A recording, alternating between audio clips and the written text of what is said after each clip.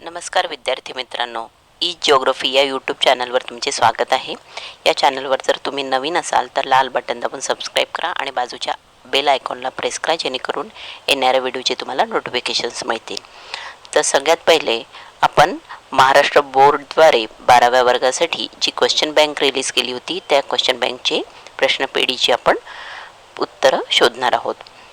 तर भूगोल या विषयातील प्रश्नांचे जे स्वरूप आहे त्याच्यामध्ये सगळ्यात पहिला जो प्रश्न असतो त्याच्यामध्ये पहिला प्रश्नातला अ जे आहे ते आपण बघू. योग्य पर्याय निवडून विधाने पूर्ण करा. त्याच्यामध्ये सगळ्यात पहिला प्रश्न आहे, लोकसंख्येच्या वितरणावर परिणाम करणारा प्राकृतिक घटक. इथे लक्ष द्या, प्राकृतिक घटक आपल्याला सांगायचा आहे. तर सगळ्यात पहिला जो आहे शेती, खाणकाम, वाहतूक हे तिन्ही घटक प्राकृतिक नाही, मात्र हवामान हा जो घटक आहे हा प्राकृतिक घटक आहे. म्हणून याचं उत्तर होईल लोकसंख्येच्या वितरणावर परिणाम करणारा प्राकृतिक घटक हवामान हा आहे. त्यानंतर प्रश्न क्रमांक 2, लोकसंख्येच्या वितरणावर परिणाम करणारा मानवी घटक. आता वरती प्राकृतिक घटक विचारला होता, इथे आपल्याला मानवी घटक विचारलेला आहे. तर याच्यामध्ये हवामान, पाण्याची उपलब्धता आणि मृदा ही सर्व घटक नैसर्गिक आहे, मात्र शेती हा मानवी घटक आहे. त्यानंतर प्रश्न क्रमांक 3, लोकसंख्या संक्रमण सिद्धांतात या टप्प्यात जन्मदर व मृत्यूदर दोन्ही अधिक असल्यामुळे लोकसंख्या वाढ अतिशय स्थिर असते. या प्रश्नाच्या उत्तरासाठी तुम्हाला पहिल्या प्रकरणामध्ये ही एक डायग्राम दिलेली आहे. तर या डायग्राममध्ये थोडं मोठं करून आपण बघू. याच्यामध्ये पहिला जो टप्पा आहे, पहिला टप्पा, दुसरा टप्पा, तिसरा, चौथा आणि पाचवा असे टप्पे दिलेले आहे. तर हे पाचही टप्प्यांची जी माहिती आहे ही समजून तुम्ही घ्या, म्हणजे याच्यावर येणाऱ्या कोणत्याही प्रश्नांची उत्तरे तुम्ही देऊ शकाल. तर आपल्याला जो प्रश्न विचारला त्यानुसार अतिशय स्थिर असा लोकसंख्येच्या वाढीचा दर असतो आणि लोकसंख्या जो संक्रमण सिद्धांत आहे त्याच्यामधला पहिला टप्पा हे याचं उत्तर होईल. कारण याच्यामध्ये मृत्यूदर आणि जन्मदर हे दोन्ही उच्च आहे आणि लोकसंख्या वाढीचा जो दर आहे तो अतिशय स्थिर आहे. म्हणून आपला जो प्रश्न आहे त्या प्रश्नाचं उत्तर होईल आपला पहिला टप्पा. लोकसंख्या संक्रमण सिद्धांतात जन्मदर आणि मृत्यूदर हे दोन्हीही अधिक आहे आणि वाढ अतिशय स्थिर असते, तो आहे पहिला टप्पा. त्यानंतर प्रश्न क्रमांक 2 यातच विचारलेला आहे, त्या ग्राफवरच विचारलेला आहे. लोकसंख्या संक्रमण सिद्धांतात हा टप्पा शून्य वाढ दर्शवणारा टप्पा म्हणून ओळखला जातो. परत आपण डायग्राम बघू. याच्यामध्ये बघा की पहिला, दुसरा, तिसरा, चौथा आणि पाचव्या टप्प्यामध्ये शून्य वाढ आहे आणि नैसर्गिक घट इथे दर्शवलेली आहे. तर याचं उत्तर होईल पाचवा टप्पा. लोकसंख्या संक्रमण सिद्धांतात हा टप्पा शून्य वाढ दर्शवणारा टप्पा म्हणून ओळखला जातो, तो आहे प्रश्नाचं उत्तर ई, पाचवा टप्पा.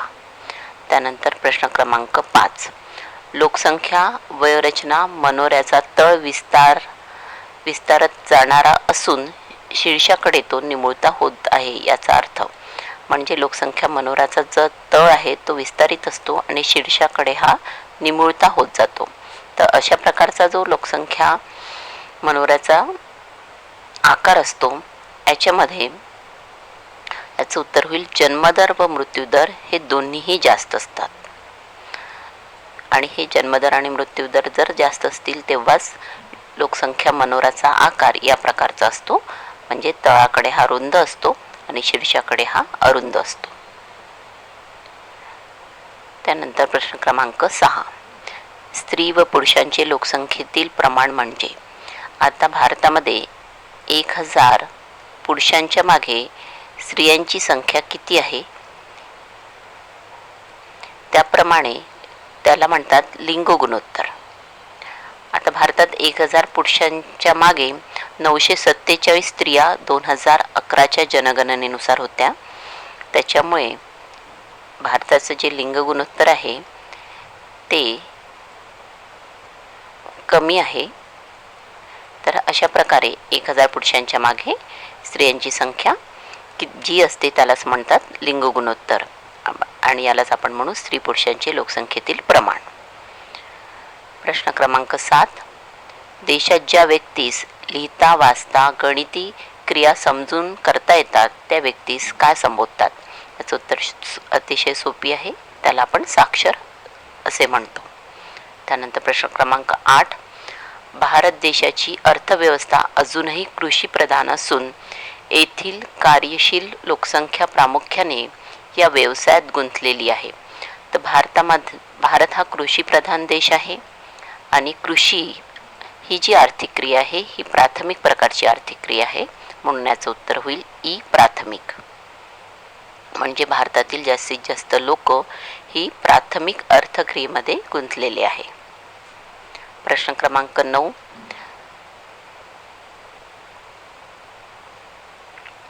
काही जमाती गुरांच्या चाऱ्याच्या शोधात ऋतूनुसार ठिकाण बदलवतात.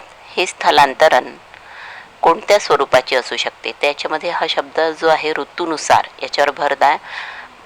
ऋतूनुसार म्हणजेच हंगामी, म्हणजेच हे स्थलांतर होईल हंगामी स्थलांतर.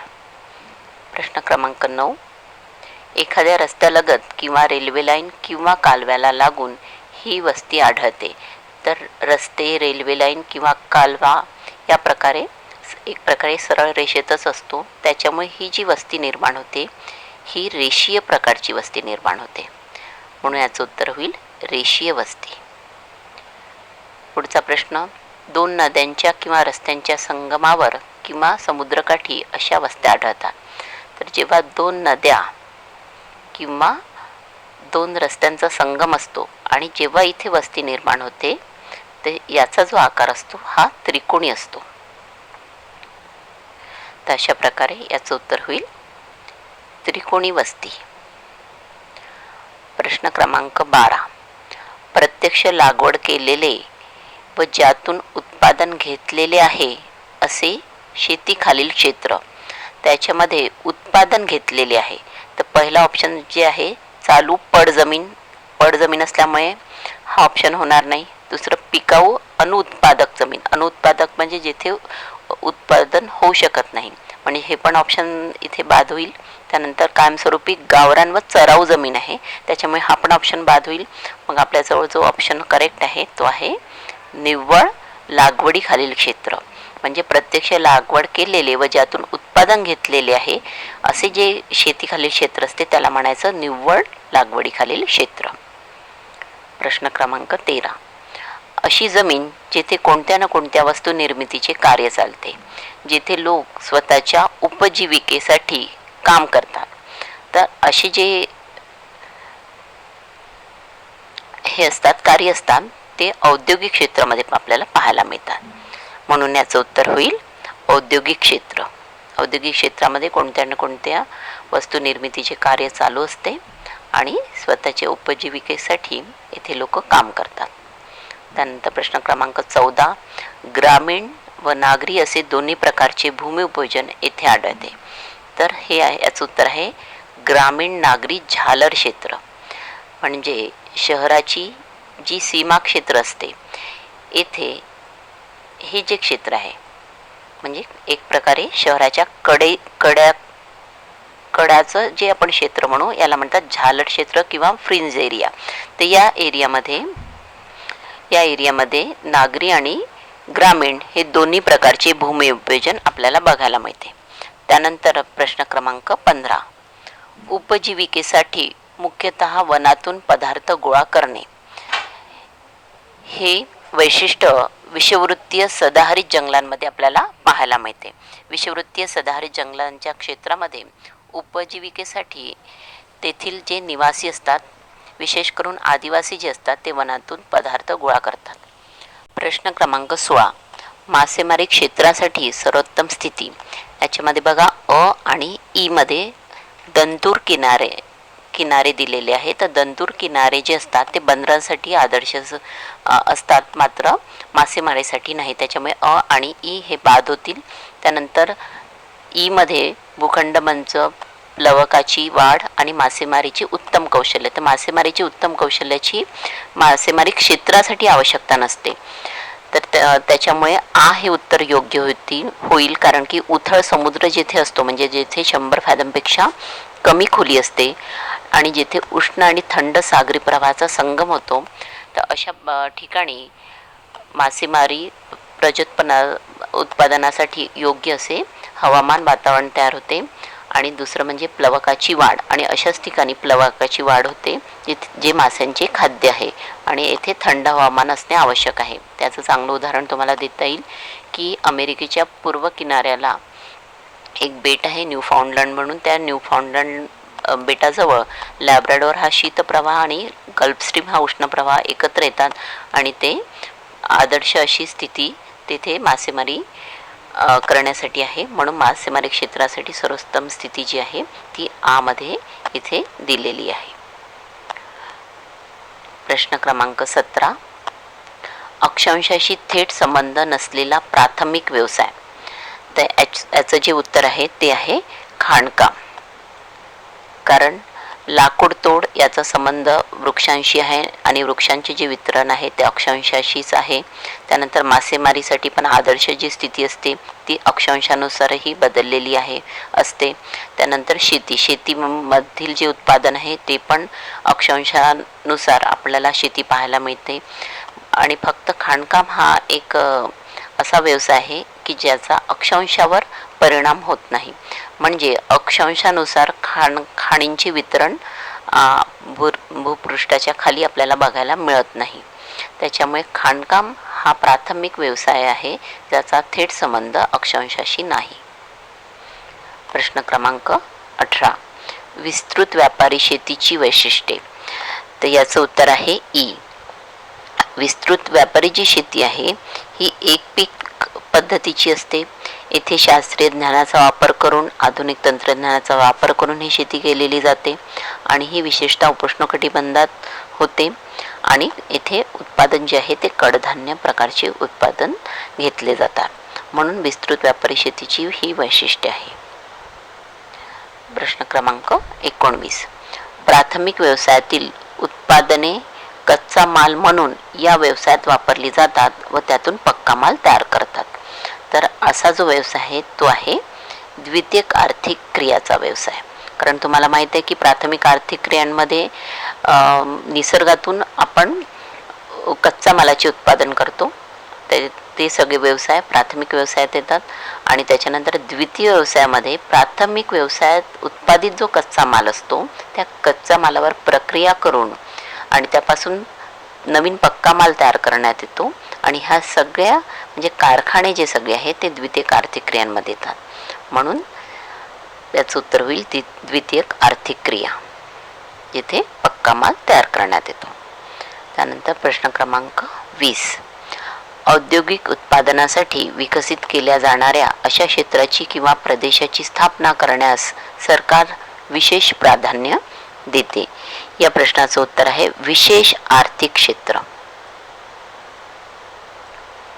जे सरकारद्वारे विशेष करून तयार केले जातात. त्यानंतर प्रश्न क्रमांक 21. प्रत्यक्ष लागवड केलेले व ज्यातून उत्पादन घेतलेले आहे असे शेतीखालील जे क्षेत्र. हा प्रश्न रिपीट झालेला आहे. आताच आपण याचं उत्तर बघितलं होतं, निव्वळ लागवडीखालील क्षेत्र. हा प्रश्न पण इथे रिपीट झालेला आहे. 22. अशी जमीन जिथे कोणत्या ना कोणत्या वस्तू निर्मितीचे कार्य चालते आणि जेथे लोक स्वतःच्या उपजीविकेसाठी काम करतात असे जे क्षेत्र असते हे औद्योगिक क्षेत्र असतात. त्यानंतर प्रश्न क्रमांक 23 पण रिपीट झालेला आहे. ग्रामीण व नागरी असे दोन्ही प्रकारचे भूमिविभाजन कुठे बघायला मिळते, तर फ्रिंज एरिया म्हणजेच ग्रामीण नागरी झालर क्षेत्रामध्ये आपल्याला दोन्ही प्रकारचे भूमिविभाजन बघायला मिळते. त्यानंतर तृतीयक व्यवसाय. तृतीयक व्यवसायामध्ये जसं आपण बघितलं प्राथमिक व्यवसायामध्ये कच्चा माल असतो, त्याच्यावर प्रक्रिया करणाऱ्या जे व्यवसाय आहेत जेथे पक्का माल तयार करण्यात येतात ते आहे द्वितीयक व्यवसाय. मात्र तृतीयक व्यवसाय हा पक्का जो माल आहे तो एका जागून दुसऱ्या जागी वाहून नेला जातो, म्हणजे माल वाहतूक जो व्यवसाय आहे ट्रान्सपोर्टेशन तो सगळं तृतीयक व्यवसायाच्या अंतर्गत आहे. त्यानंतर प्रश्न क्रमांक 25, नैसर्गिक बंदर. जवाहरलाल नेहरू पोर्ट मुंबईतील नवी मुंबई क्षेत्रामध्ये जवाहरलाल नेहरू पोर्ट हा भारतातील सगळ्यात मोठं हे बंदर आहे आणि अरबी समुद्रातील जलवाहतूक जी आहे ती या पोर्टद्वारेच केली जाते. त्यानंतर प्रश्न क्रमांक 26, ट्रान्स ऑस्ट्रेलियन लोहमार्ग. आपल्याला ऑस्ट्रेलियन लोहमार्ग बघायचा आहे.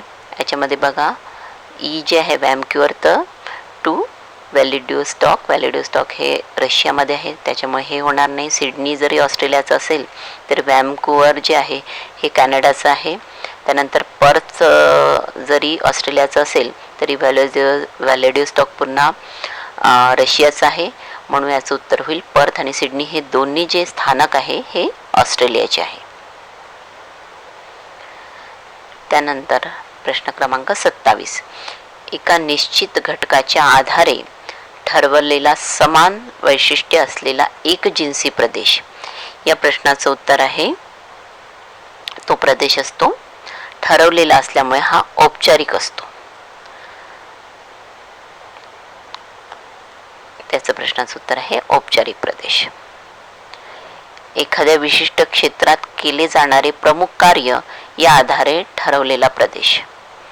विशिष्ट कार्यासाठी आपण जेव्हा हा प्रदेश आपण ठरवतो तर तो असतो कार्यात्मक प्रदेश. प्राकृतिक घटकाच्या आधारे ठरवलेला प्रदेश. आता प्राकृतिक घटकाच्या आधारे जो प्रदेश असतो तो प्राकृतिक प्रदेश असतो. याच्यामध्ये पर्वत, पठार, मैदानी क्षेत्र किंवा नदी, तलाव अशा प्रकारच्या ज्या प्राकृतिक गोष्टी आहेत त्या अनुरूप जो प्रदेश असतो त्याला म्हणू आपण प्राकृतिक प्रदेश. आता मानवी घटकाच्या आधारे ठरवलेला प्रदेश. अर्थातच राजकीय जे प्रदेश आहे हे मानवी घटकाच्या आधारे ठरवलेले प्रदेश आहे. तुम्ही जिल्हा म्हणा, गाव, जिल्हा, राज्य किंवा देश ह्या सगळ्या सीमा ज्या ठरवल्या जातात या मानवाने ठरवलेल्या आहे. म्हणून राजकीय प्रदेश जे आहे ते मानवी घटकाच्या आधारावर ठरवलेले असतात. त्यानंतर प्रश्न क्रमांक 31, सामाजिक शास्त्रातील प्रत्येक विषयाचा अभ्यास करणारी भूगोलाची शाखा. याच्यामध्ये तुम्हाला एक डायग्राम दिलेली आहे पुस्तकामध्ये. याच्यामध्ये भूगोल हा केंद्रस्थानी आहे आणि भूगोलाचा संबंध वेगवेगळ्या विषयांशी आहे. तर जसं प्राकृतिक घटकांशी भूगोलाचा संबंध आहे आणि त्याचा अभ्यास करणारी ज्या शाखा आहे भूगोलाच्या, जसं भूशास्त्र आहे, जिओलॉजी, तर आपल्या भूगोलामध्ये भूरूपशास्त्रामध्ये आपण जमिनीशी संबंधित सर्व गोष्टींचा अभ्यास करतो. त्यानंतर हवामान जे शास्त्र आहे आपण भूगोलामध्येही हवामानशास्त्राचा अभ्यास करतो. तशा प्रकारे हे प्राकृतिक भूगोलाच्या अंतर्गत भूगोल विषयात अभ्यासले जातात. पण सामाजिक शास्त्राचे जे विषय आहेत जसं इतिहास आहे, राज्यशास्त्र आहे, अर्थशास्त्र आहे, मानव वंशशास्त्र आहे, समाजशास्त्र आहे, लोकसंख्याशास्त्र, या सगळ्या शास्त्राचा संबंध भूगोलामध्ये वेगवेगळ्या शाखांद्वारे आलेला आहे. जसं इतिहासाचा संबंध ऐतिहासिक भूगोलातून आपण भूगोलामध्ये ऐतिहासिक गोष्टींचा जेव्हा अभ्यास करतो तेव्हा ती शाखा आहे ऐतिहासिक भूगोल. तसंच आर्थिक गोष्टींचा जेव्हा आपण अभ्यास करतो तेव्हा ती आपली शाखा आहे आर्थिक भूगोल. अशा प्रकारे जे सामाजिक शास्त्राचे जे हे विषय आहे याचा सगळ्यांचा अभ्यास मानवी भूगोलाअंतर्गत आपण भूगोलात करतो. म्हणजे याचं जे उत्तर होईल ते होईल मानवी भूगोल सामाजिक शास्त्रातील विषयासाठी. त्यानंतर नैसर्गिक घटकांचा आणि घडामोडींचा अभ्यास या भूगोलाच्या या शाखेत केला जातो. आता ज्या पण नैसर्गिक घटना आहे, घडामोडी आहे, अर्थातच या प्राकृतिक असल्यामुळे प्राकृतिक भूगोलात म्हणजे जिओमॉर्फॉलॉजीमध्ये आपण या घडामोडींचा, नैसर्गिक गोष्टींचा अभ्यास करतो. त्यानंतर निसर्ग हा मानवापेक्षा श्रेष्ठ आहे आणि तो नेहमीच श्रेष्ठ राहील, ही जी विचारसरणी आहे ही निसर्गवादी तज्ज्ञ लोकांची विचारसरणी आहे. यालाच म्हणतात निसर्गवाद. निसर्गवादामध्ये मानवापेक्षा निसर्गाला जास्त श्रेष्ठ स्थान देण्यात आलेले आहे. आता याच्या विरुद्धच जे आहे ते मानव निसर्गावर ताबा मिळवू शकतो आणि मानव त्याला हवा तसा निसर्गाचा वापर करून आपले जीवन आणि जीवनशैली वेगवेगळ्या प्रकारे विकसित करू शकतो. एक प्रकारे इथे मानवाला श्रेष्ठ समजण्यात आलेले आहे आणि मानवाच्या शक्तीवर जास्त निसर्गापेक्षा विश्वास ठेवलेला आहे आणि म्हणूनच या वादाला म्हणतात संभाव्यवाद. तर इथे अशा प्रकारे आपण जवळजवळ 34 प्रश्नांची उत्तरे आपण शोधलेली आहे. यानंतरच्या पुढच्या प्रश्नांसाठी भेटूया पुढच्या व्हिडिओमध्ये. धन्यवाद.